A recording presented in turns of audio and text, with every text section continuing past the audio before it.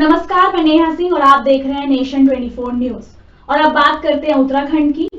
भाजपा जिला उपाध्यक्ष गिरीश सत्यावली ने पत्रकार वार्ता में कहा कि उत्तराखंड के 2022 के विधानसभा चुनाव में पुष्कर सिंह धामी के नेतृत्व में भाजपा की सरकार बनेगी।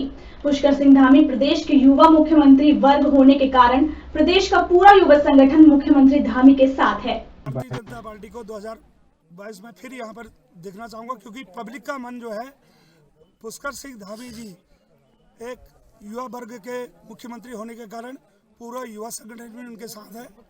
और मोदी जी ने और जो भी यहाँ पर काम किए हैं वो बहुत बढ़िया काम किए हैं। इस समय राशन अभी मार्च तक और बढ़ा दी गई है।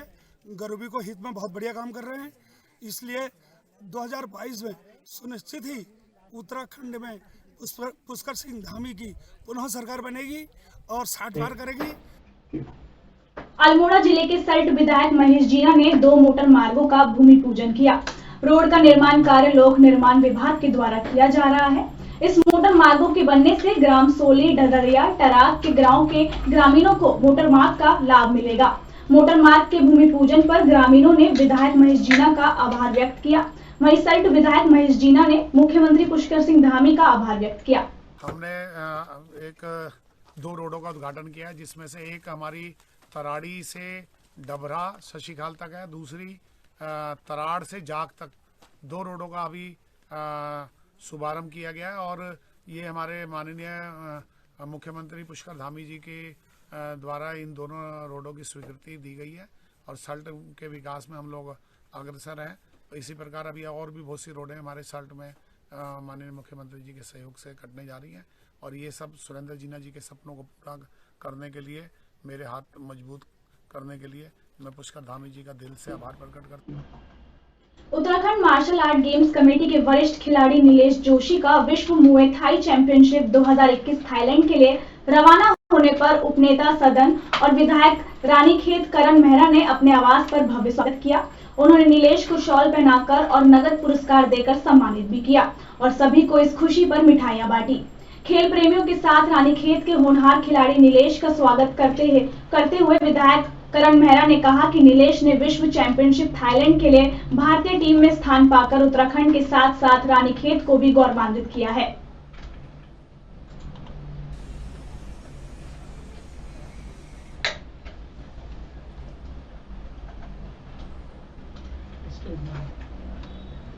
विश्व विख्यात पर्यटक स्थल औली, जिसे मिनी स्विट्जरलैंड के नाम से भी जाना जाता है, जहां एशिया की सबसे लंबी और सबसे बड़ी रोपवे चलती है, जहां हर साल हजारों की संख्या में देसी और विदेशी पर्यटक औली का दीदार करने के लिए हर साल पहुंचते हैं।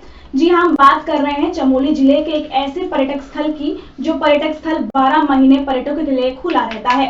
और आजकल इसी पर्यटक स्थल में काफी संख्या में देसी पर्यटक घूमते हुए दिखाई दे रहे हैं। पर्यटक पहुंचने से कहीं ना कहीं स्थानीय लोगों में भी खुशी का माहौल देखा जा रहा है। मेरे लिए ये सबसे बेस्ट मोमेंट है अभी जो औली में हम हैं। और औली की वादियाँ जो है ये आपको अलग ही फील कराती हैं। ऐसा कभी भी पीसफुल माहौल जो है वो लाइफ में कभी कभी मिलता है हम जैसे लोगों को, और अभी हम इसे एंजॉय कर रहे हैं। बीजेपी प्रदेश अध्यक्ष मदन कौशिक ने प्रेस वार्ता की। इस दौरान उन्होंने कहा कि राज्य सरकार ने किसानों के लिए बड़ा निर्णय लिया है। किसानों के लिए गन्ना मूल्य 5 रुपए बढ़ाया गया है। यूपी सरकार के मुकाबले 4 रुपए बढ़ाया गया है। इसमें 7 लाख किसानों को लाभ मिलेगा।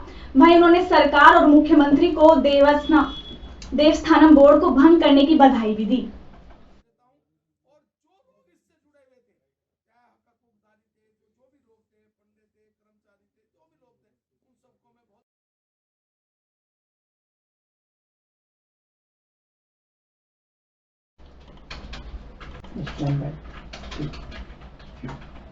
देवस्थानम बोर्ड को रद्द करने के बाद पुष्कर सिंह धामी की चारों धाम में जय जयकार हो रही है।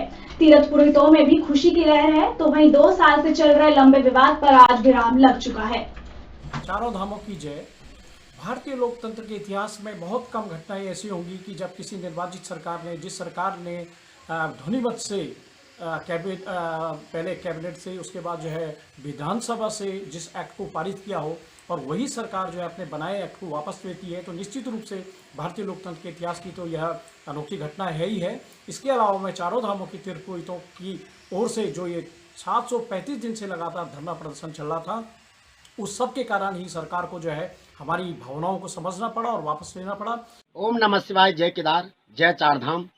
आज सभी लोगों के अथक प्रयास से आखिरकार वो देवस्थानम बोर्ड भंग हो गया है, जिसका 2 सालों से लगातार तीर्थ पुरोहित और हमारे साथ साधु संत प्रत्यक्ष अप्रत्यक्ष रूप से इसका विरोध कर रहे हैं। और कहीं न कहीं सरकार, जिस स्वार्थ से सरकार ने ये देवस्थानम बोर्ड लगाया था, और आज उसी स्वार्थ से इन्होंने इसको खत्म भी किया। से माननीय पुष्कर सिंह धामी जी इस प्रदेश के यशस्वी मुख्यमंत्री बने, उन्होंने एक संवाद कायम किया, उन्होंने कई बार तीर्थ पुरोहितों से वार्ता की और आज उन्होंने ऐतिहासिक कदम आगे बढ़ाते हुए इस देवस्थानम बोर्ड को वापस ले लिया है। मैं समस्त तीर्थ पुरोहितों की ओर से, हकदारों की ओर से और गंगोत्री की ओर से उनका हार्दिक आभार और धन्यवाद व्यक्त करता हूं और माँ गंगा जी उनको और यशस्वी बनाएं, वे दीर्घायु हों, स्वस्थ हों और आगे भी वो इस प्रदेश की जो है बागडोर संभालते रहें। और साथ ही में यहाँ उनके विशेष कार्याधिकारी हैं किशोर भट्ट जी, उनका भी, और उत्तरकाशी के गंगोत्री के जो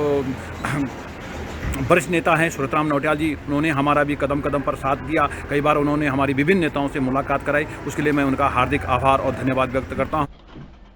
मामला अनूपपुर जिले के बिजूरी थाना अंतर्गत का है, जहां आज सुबह सरस्वती स्कूल के समीप बिजूरी कालरी के मुख्य मार्ग पर कालरी कर्मी सुरेंद्र राय की लाश बरामद हुई है, जो ड्यूटी की वेशभूषा में है। जानकारी के अनुसार वह भेरा बांध कालरी में कैशियर के पद पर कार्यरत था। वह ड्यूटी करके आवास लौट रहा था। उसी रात किसी अज्ञात शख्स ने उसकी हत्या कर दी। उक्त घटना से बिजूरी क्षेत्र की जनता में दहशत का माहौल बना हुआ है। वहीं मृतकों के सर पर भी घटना की सूचना मिलते ही बिजूरी पुलिस मौके पर पहुंची और जांच में जुट गई है। कल रात में लगभग 10:30 बजे गंगा पानी से निकले थे। इनके छोटे भाई को परीक्षा देने बिलासपुर जाना था। 11:25 पर चिरमिरी बिलासपुर में ट्रेन में बिजली स्टेशन में अपने भाई को बैठाया है और इसके बाद ही घर नहीं पहुंचे हैं। सुबह जो है बिजली थाने में लगभग 7:30 बजे किसी ने सूचना दिया है कि इनकी डेड बॉडी सरस्वती शिव मंदिर के पास पड़ी है। इस सूचना पर पुलिस घटनास्थल पर पहुंची है। मुख्यमंत्री शिवराज सिंह चौहान ने ली कैबिनेट की मीटिंग में चिकित्सा और स्वास्थ्य मंत्री भी मौजूद रहे। उन्होंने कहा कि प्रदेश में किसी भी प्रकार के धरना प्रदर्शन आगामी आदेश तक पूर्णतः प्रतिबंधित रहेंगे। किसी भी प्रकार के धरना प्रदर्शन की इजाजत फिलहाल नहीं दी जाएगी। वहीं कल से 50% क्षमता के साथ स्कूल खुलेंगे और 6 दिन में से 3 दिन बच्चे स्कूल में पढ़ने जाएंगे। वहीं स्कूल और कॉलेजों की ऑनलाइन कक्षाएं फिर से शुरू की जाएंगी। उन्होंने कहा कि बिना मास्क वालों पर चालानी कार्रवाई होगी और रोको टोको अभियान फिर से शुरू किया जाएगा।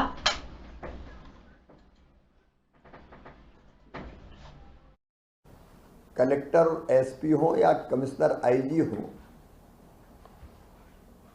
ये सरकार के प्रतिनिधि हैं अपने अपने यहाँ, विशेषकर जिलों में,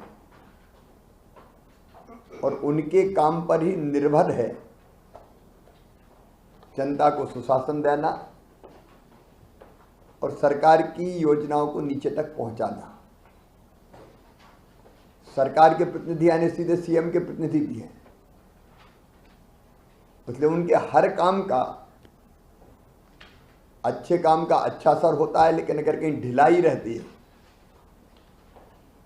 तो उसका विपरीत असर पड़ता है। प्रदेश में 24 घंटे के अंदर कोरोना के 20 नए केस सामने आए हैं, जिसमें भोपाल में 14 और इंदौर में 5 नए मामले सामने आए। वहीं 27 मरीज ठीक हो चुके हैं।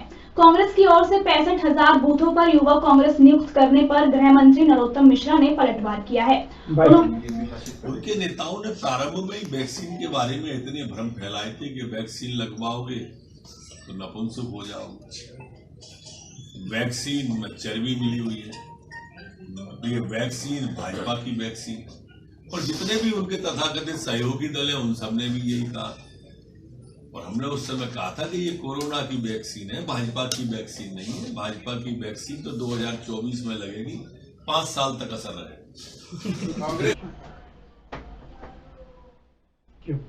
भोपाल प्रदेश सरकार की जल संसाधन और मछुआ कल्याण तथा मत्स्य विकास विभाग मंत्री तुलसीराम सिलावट ने आज भोपाल के कोलार डैम से निकलने वाले हुजूर क्षेत्र के विभिन्न नहरों का निरीक्षण किया। इनके साथ में हुजूर विधानसभा क्षेत्र के विधायक रामेश्वर शर्मा और विभाग के अधिकारी भी मौजूद रहे।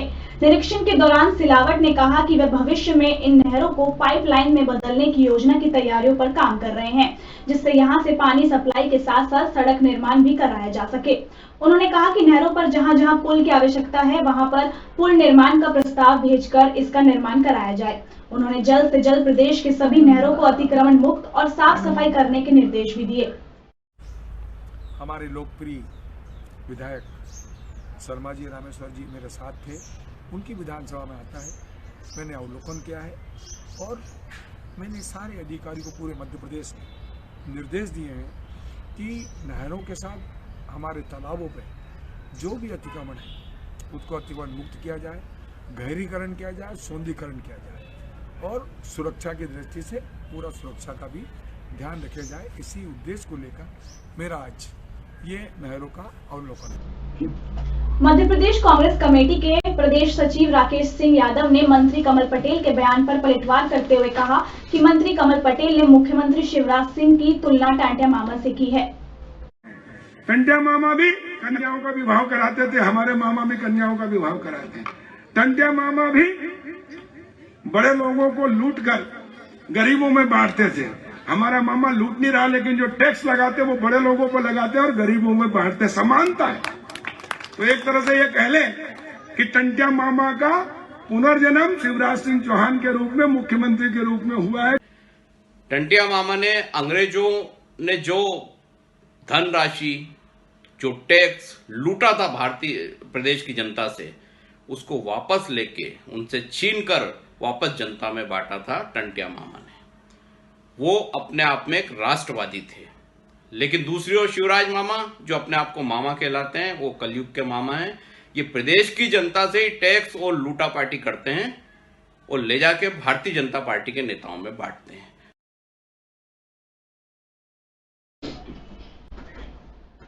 इंदौर राज्य साइबर पुलिस ने क्रिप्टो करेंसी ऐप से फर्जी आईडी बनाकर फेक अमाउंट क्रेडिट दिखाकर बोनस और रिकॉर्ड अपने ही परिचितों की फेक आईडी बनाकर उसमें डालकर तकरीबन 6 करोड़ 70 लाख की धोखाधड़ी करने वाले सॉफ्टवेयर इंजीनियर को गिरफ्तार किया है।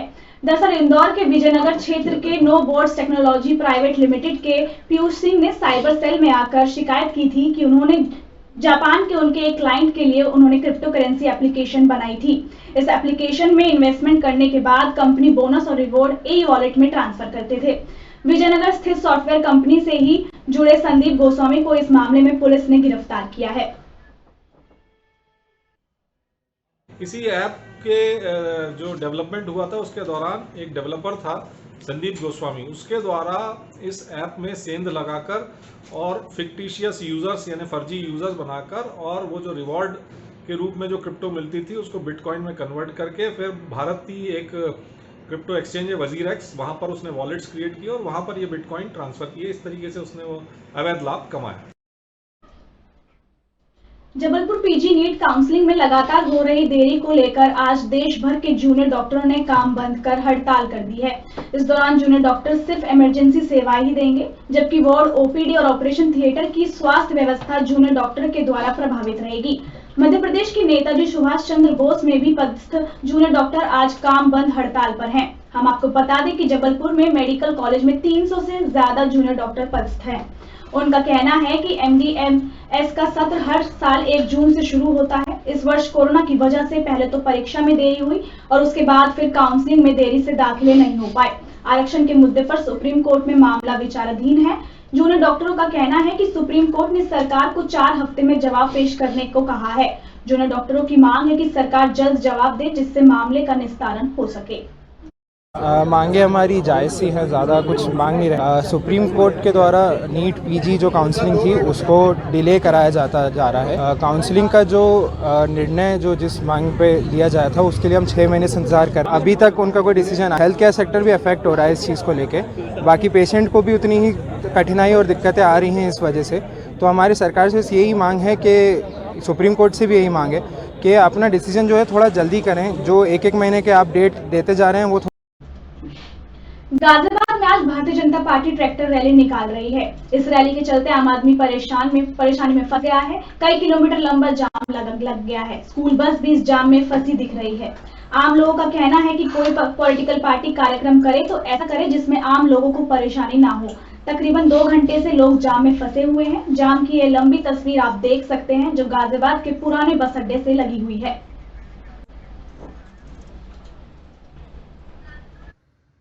नहीं सर, ऐसा है, जाम लग चुका है, पीछे तक बहुत ट्रैफिक हो जाएगा और इससे बहुत प्रॉब्लम आएगी। वैसे ही यहाँ ट्रैफिक रहता है, ऑलरेडी पहले से ही ट्रैफिक रहता है। ये अब पता नहीं कितने घंटे का जाम से जूझेगी पब्लिक। बहुत दुर्भाग्यपूर्ण है। किसी को ऑफिस आना हो, जाना हो, लेट हो, उसमें कौन क्या कर सकता है। होगी थोड़ी बहुत तो। क्या नाम है आपका? संतोष। आप कहाँ जा रहे थे? बैंक जा रहा था। बैंक जा रहे थे, ट्रैक्टर रैली निकल दी है, जाम लग चुका है, क्या कहेंगे? क्या कहें सर, बीजेपी का मामला क्या कह सकते हैं, इंतजार ही कर सकते हैं थोड़ा सा, और क्या करें। अच्छा, परेशानी हो रही है? परेशानी तो है ही, जाम लग रहा है। सर क्या नाम है आपका? कुलदीप। कुलदीप, क्या काम करते हैं? मैं एडवर्टाइजिंग कंपनी में काम करता हूँ। जिस तरीके से जाम लगा है, ट्रैक्टर रैली निकल रही है, क्या कहेंगे? सर रैली से बहुत दिक्कतें हो रही हैं। हमें भी द्वारका जाना है, काफ़ी देर हो गई है, पीछे तक जाम लगा हुआ है, पीछे एम्बुलेंस भी हो सकती है, काफ़ी कुछ परेशानी है। कोरोना के नए वेरिएंट यूनिक्रॉन को लेकर भारत सरकार अलर्ट है, जिसको लेकर सभी प्रदेशों के लिए एडवाइजरी जारी की गई है। गाजियाबाद स्वास्थ्य विभाग की क्या तैयारियां हैं, जिसके लिए आज हमने सीएमओ से बात की। भावतोष शंकर ने बताया कि जिन देशों में इस वेरिएंट का कहर बरप रहा है, उन 2 देशों से जो लोग भारत आ रहे हैं उनको क्वारंटीन किया जाएगा। साथ ही लोगों से भी अपील कर रहे हैं, अगर आपके आसपास कोई ऐसा शख्स है जो विदेश से आया हो, उसकी सूचना स्वास्थ्य विभाग को दें, जिससे स्वास्थ्य विभाग उसको क्वारंटीन कर सके। हमारे प्रशासनिक स्टेट से गाइडलाइन प्राप्त हुआ है कि इसमें 2 तरह के कंट्री हैं जहाँ से कि ये वेरिएंट पाया गया। तो एड्रेस को सब RT-PCR की रिपोर्ट नेगेटिव लेके तभी ट्रेवल कर रहे हैं इंडिया को। फिर उनको भी हम 1 हफ्ते आइसोलेशन में रख के और उनका दोबारा टेस्ट कर रहे हैं। और जितने भी बाहर से और आ रहे हैं किसी भी देश से, तो उनको भी हम आइसोलेशन में रख रहे हैं 1 हफ्ते के लिए और उनका टेस्टिंग करा रहे हैं। इस बुलेटिन में बस इतना ही। नमस्कार।